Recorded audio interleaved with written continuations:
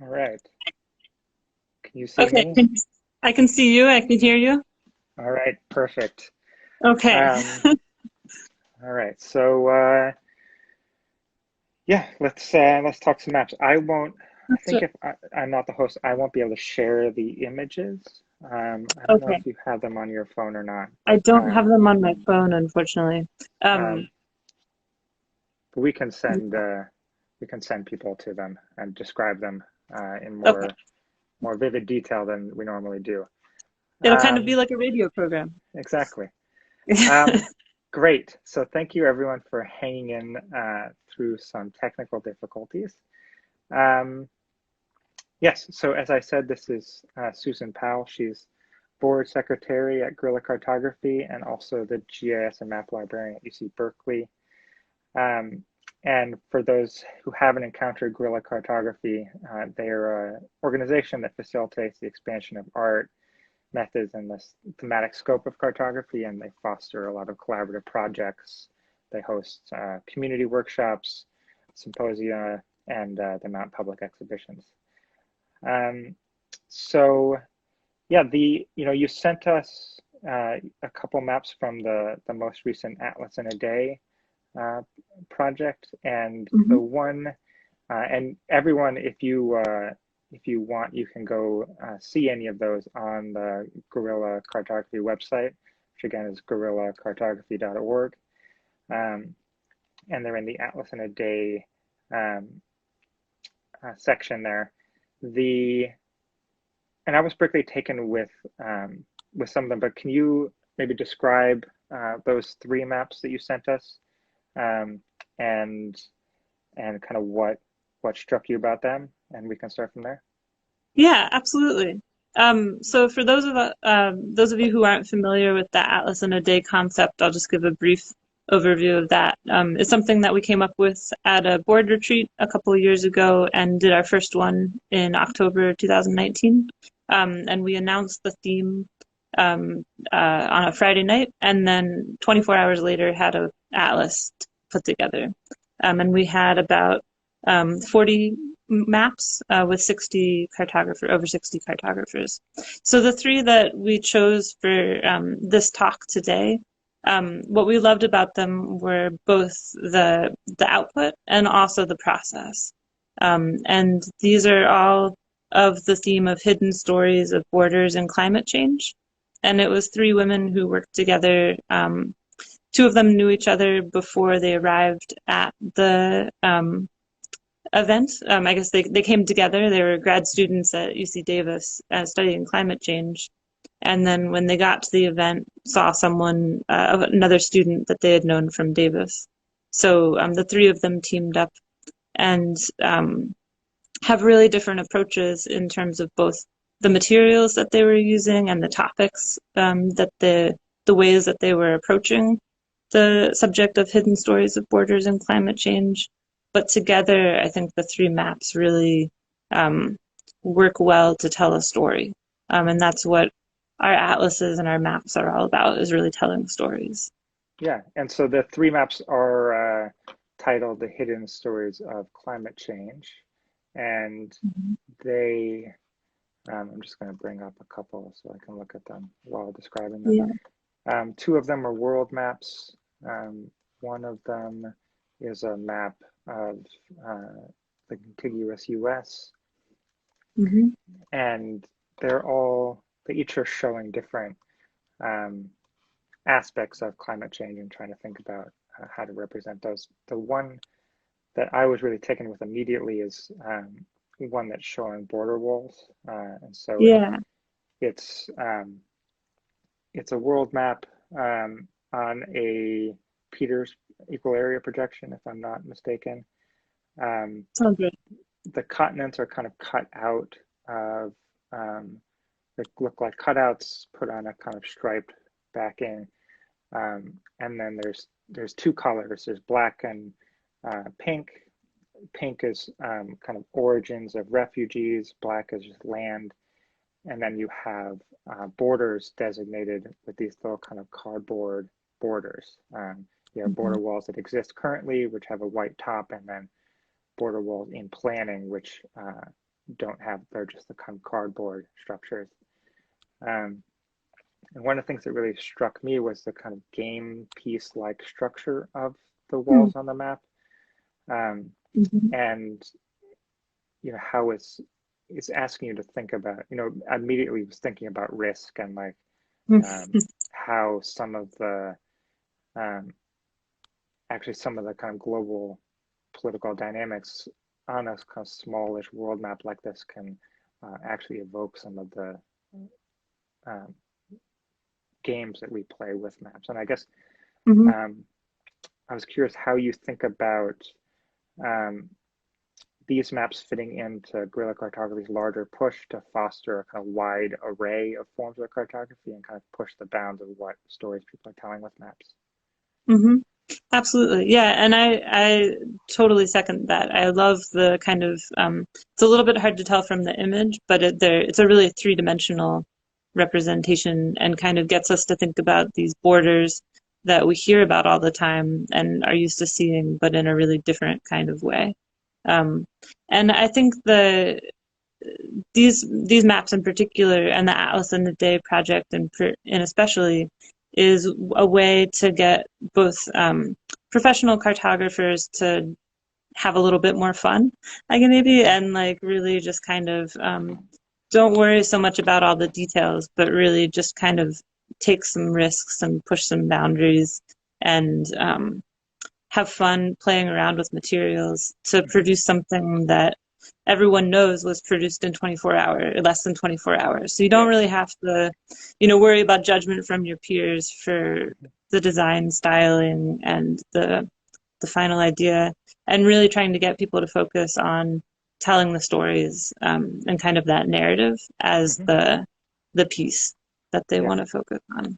And Yeah. especially, like you said, kind of taking unconventional materials. I'm a Project Runaway fan, so like Yeah. it was like the unconventional Yeah. materials challenge, right? It was like Yeah. take what you can, and those lines that you saw on the background of the map are actually masking tape Oh that wow.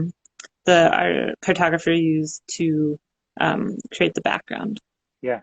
I guess they're kind of like I guess they evoke longitude, uh, Mm-hmm. which I assume is what they're roughly mapping with Yeah. those. But it also kind of looks like um, these slats on window blinds. So there's a lot of kind of Mm-hmm. things that get evoked from it. So Yeah. how can you tell us about the genesis of the Atlas in a Day concept and kind of what you've talked a little bit about this, but what some of the kind of advantages and limitations are for putting together a thematic atlas in 24 hours? Yeah. I think, the genesis was really kind of thinking about um, how we can kind of get more people who don't think of themselves necessarily as cartographers involved with the process of map making. And a 24-hour period is kind of a low stakes, fun way to do that. And so that was kind of where we came at it from. And then I think these three maps that I shared with you, the trio, really show the kind of limitations and kind of possibilities of what you can do in 24 hours. So they're all kind of simple maps in some ways, but they all tell stories. So the one we've talked about so far really kind of gets you kind of engaged with this three-dimensional representation of borders, which we often think of as just kind of um, something that's on a news map somewhere. Mm-hmm. Similarly, the second map, which is about climate refugees and Mm-hmm. shows roughly kind of, in broad areas. Oh, there we go.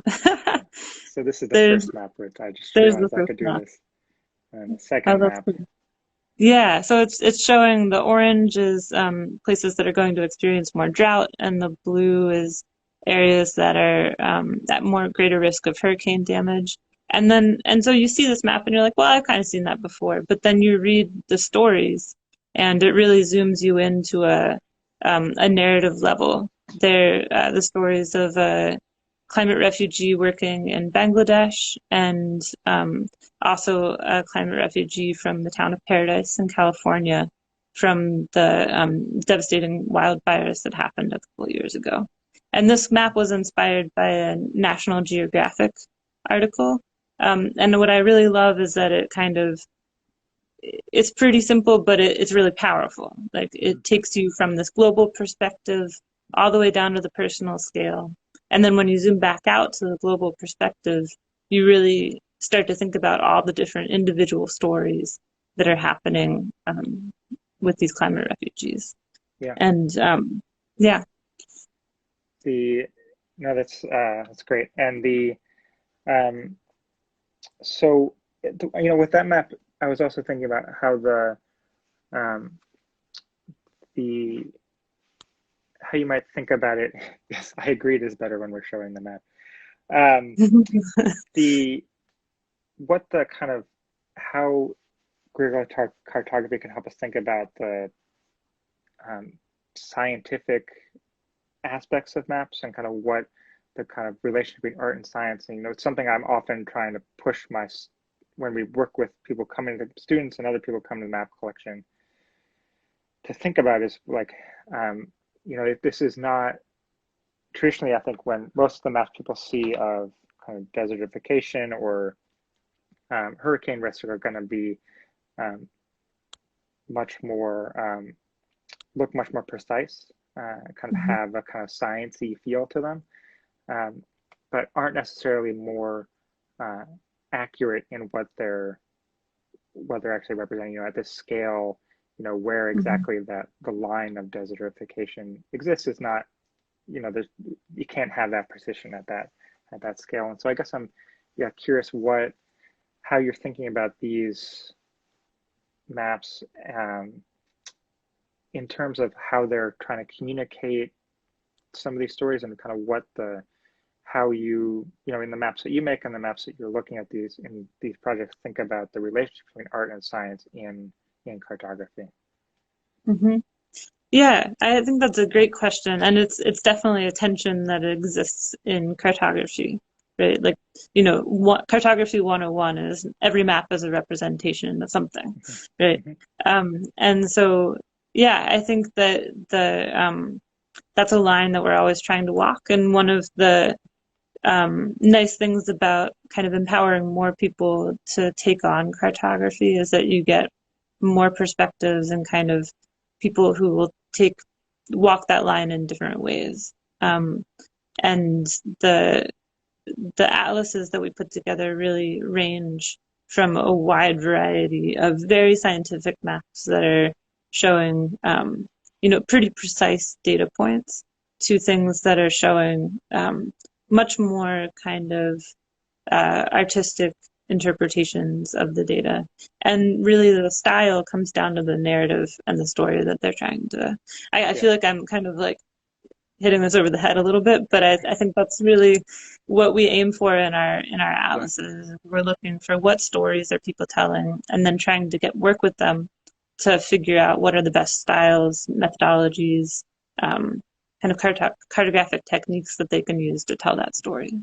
Yeah, and here's the kind of third in this trio from the most recent Atlas in a Day, and so this is more kind of sciencey in air quotes, but still trying to tell these hidden stories. So it's showing the kind of relative risk the probability of the presence of mosquitoes in the contiguous U.S. So red is higher probability of mosquito presence and yellow is lower, and you can see it's telling this kind of narrative of climate change where there's this influx of mosquitoes east of the Rockies in the U.S. And so it is much more. I'm trying to show our listeners some of the range that are in these atlases, even within the same map makers. Yeah, and yeah, I totally like this. This is definitely like, like kind of a very kind of scientific looking map, and it does show this kind of story of mosquito prevalence or probability with a changing climate.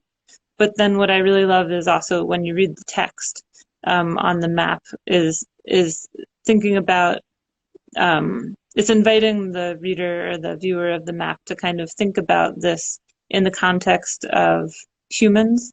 So how do border walls affect the potential migration of animals and impact ecosystems, but then also what can't they stop? So a border wall is not going to stop climate change, and it's not going to stop the migration of mosquitoes from up into the U.S. So there's this very kind of, again, it kind of pulls you back out of the that narrative of borders and climate change, and really thinking about it both from an animal kind of ecosystem perspective, and then also intersecting with humans and the limitations of that, and also possibilities. Yeah. Yeah. Yeah. And one of the things I was struck with in some of these atlases, well, I just wanted to mention before we move away from the Atlas in a Day, there's a new Atlas in a Day project, a new atlas starting, and that's on Friday, May 15th at 9 p.m. Pacific. You'll be releasing the topic. That's And right. Can you say a little more how that's going to work? Sure. So for obvious reasons, this one is going to be a virtual only Atlas in a Day project. But so we'll announce the theme of the Atlas live at 9 p.m. Pacific, and then invite people to around the world to contribute atlases, or I'm sorry, maps to the project, and those can be ones that you work on yourself or kind of work on collaboratively. And we'll have some speakers doing things live, presenting live throughout Saturday, and then the maps will be due to turn in around 7:30 p.m. Pacific, and we'll compile them into an atlas, a rough draft, by 9 p.m. And there's an Eventbrite link listed on our website to sign up for that. And again, that's guerrillacartography.org. And so you've also, Guerrilla Cartography has also worked up two other atlases not made in a day. There's one on food and one on water. Can you tell us a little bit about those projects, how they came together, what kind of thinking went into them? Yeah, so the Food Atlas is one that I was not involved with, but was our first one back in 2012. And it came out of the geography department at University of California, Berkeley, with Darren Jensen and Molly Roy, who were the cartography instructor and a cartography student there at the time. And their idea was kind of to really just build a really fast crowdsourced atlas, fast for the publishing world. So that atlas went from idea to print in 6 months, which is very, very fast for the average publishing world. And then it was so successful, and they had so much fun doing it, that they put together a nonprofit organization, and that's when I joined. And our next project was water, thinking about water in different ways. And the way that atlases work is that we kind of think of a theme and then put out a call for maps. We also put out a call for ideas and volunteer cartographers. So we're pairing people who may have an idea but not necessarily feel like they have the skills to develop it. And then those map submissions go through some rounds of editing and then get published in this print book, and also released as a free PDF online. And both of those pieces are really important to us, making the content free to people, but then also having the physical object in hand. Because that's something we feel really strongly about, is the materiality of atlases and maps, and the narrative that they tell. Yeah. And we're working on our third one, which is shelter. And so if there's any map makers out there, please feel free to contribute your maps. That sounds great. And one of the things, there's a few things that I was really struck with looking at the atlases, and one of them is that because it's in this hybrid format, it's able to, it has, one way to think about it, it has both maps and it has pictures of maps. Hmm. So, you have, which I kind of think of the first map we were looking at as a picture of a map, Hmm. um, because as you're saying, it is this three-dimensional object um, Hmm. that someone has taken a picture of and then, formatted for the 8.5 by 11 book in PDF. But then you have maps. Uh, this I think of as more of a map, not a picture of a map, because there's not really any difference between um, seeing it as an image and it showing up in the book. And I guess this is more of a comment, I guess, but I love how that helps reinforce the kind of diversity of maps and kind of what maps can do. Um, Hmm. the Yeah, and I think that is really an important point is that I think especially over the last 30 years, we start to think of maps as these things that are produced on a computer, but there's still a lot of creativity that goes into the diversity of materials that people can use. And hopefully that inspires people who are doing even digital cartography to kind of think about ways like the Stamen Design watercolor background. I think is a great example of kind of taking that creativity, multimedia spirit and bringing it into the digital world too. Can you uh, parse that a little bit for our listeners in case they don't know? Oh, sure. Sorry about that.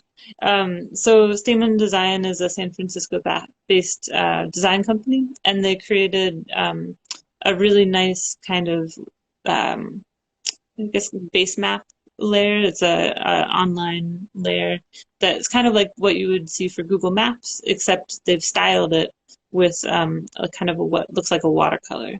So you can create this nice digital map, but it has the look and feel of a watercolor design. Mhm. And it's No, so it's a really kind of nice base map to include. yeah, no, that's interesting because I was thinking about, in looking at these, I was thinking about the kind of influence of the idea of a base map in Mm, thematic mapping and how, when you're using any, you know, from the simplest to the more complex map making softwares, um, it's providing a base map that dictates the kind of stories you can tell before you've even begun kind of to map in in in a basic sense. So, and I guess yeah, what I don't know if you think about um, how that how that shows up in some of these atlas and what kinds of stories you've been surprised by in looking into the submissions that have this range of kind of made by computers and made by hand formats. mm. That's a good question. Um, let's see. I'm like trying to think, like mentally paging through the atlases in my mind. Um, well, I guess one that comes to mind is from the Migration Atlas. There was a map that showed um, the locations of UFO sightings throughout 3 or 4 decades, based on like what was reported in Wikipedia. But the base map for that, the cartographer chose something that was very kind of lo-fi alien looking, I guess, Mm-hmm. and it really kind of supports this, kind of aesthetic that matches the kind of topic, the theme. Mm-hmm. So that one is kind of fun. And it has definitely like kind of a computer graphic look to it. But I'm trying to remember. I can't. I think she might have. She used a variety of materials, if I'm remembering correctly, to actually make the map. Um, what else? Just like literal base map. Another submission to the to the Migration Atlas, used a National Geographic map as the base map, and then added kind of materials. Oh yeah, here's the extraterrestrial travels. So the base map is kind of this dark night, reminds you of the night sky, and is just kind of it goes well with the theme of the map. But yeah, the National Geographic one is another fun one that shows you it's using that literal base map of the National Geographic and then playing with kind of the objects and the physical things that they're putting on top of the map. Yeah. No, that's good. Yeah, it's interesting that kind of, there's, as learn more about digital mapping, it opens up the kinds of things you can do with base maps, but there is that kind of unspoken assumption that can happen with some of the softwares. So we've definitely gone past 12:30. We started a little late. But is there anything else you'd like to share about kind of guerrilla cartography? I guess just that look at our website and feel free to download the atlases and kind of explore them, or purchase them if you're more of a print person. They're all available for purchase on our website. And definitely kind of think about either joining us for the Atlas in a Day coming up on May 15th, or for the Shelter Atlas, because I think both of those are really get to the heart of what our mission is about, which is encouraging people to make maps even if you don't necessarily think of yourself as a cartographer.